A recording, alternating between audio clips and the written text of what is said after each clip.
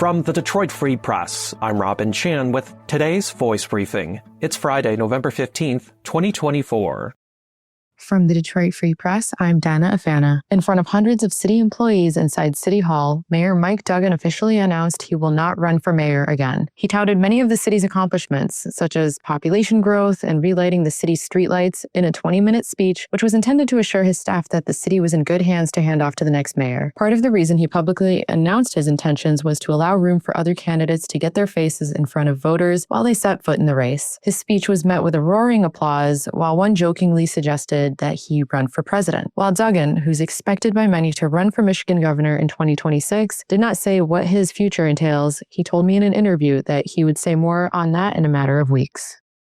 I'm Frank Witzel with the Detroit Free Press. The homicide of a 7-year-old Houghton boy was solved finally after 65 years, authorities said, using forensic DNA testing of a child's skull, court records, and newspaper accounts of the original crime and police investigation. The complex case, which has been making national headlines and baffled investigators in 3 states, was recently closed. An example, authorities said, of the diligence and perseverance of investigators and advancements in forensic science. It turns out, Wisconsin officials said that a child's skeletal remains, which were found in 1959 in a culvert in Wisconsin, belonged to Chester Briney, a boy whose name was changed when he was adopted and whose life ended tragically by the hands of his adopted parents. Chester may now rest in peace as the truth of his death is known, the sheriff's office in Ozaukee County, Wisconsin, said in a social media post last week. No child should leave this earth like Chester did. The case also was one of the latest examples of how DNA identification has become a powerful tool worldwide for law enforcement to close in some cases, prosecute old murder and missing persons cases once thought to be unsolvable. The boy's parents were arrested in 1966 after leaving Houghton and moving to Chicago. They were charged after confessing to beating the child and dumping his body, but not killing him. Prosecutors later dropped the charges, police said, because there was not enough physical evidence. And while the family has since died and won't be prosecuted, the Ozaukee County Sheriff's Office said in its post, the young boy whose tragic and until recently mysterious death finally may now rest in peace.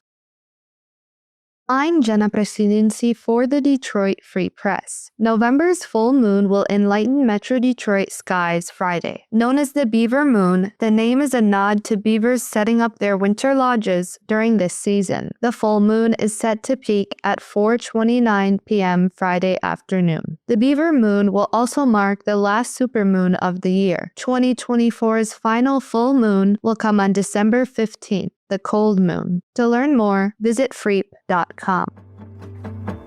Find more from the Detroit Free Press on freep.com. That's FREEP.com. Thanks for listening. Have a great weekend, and you'll hear more from us Monday.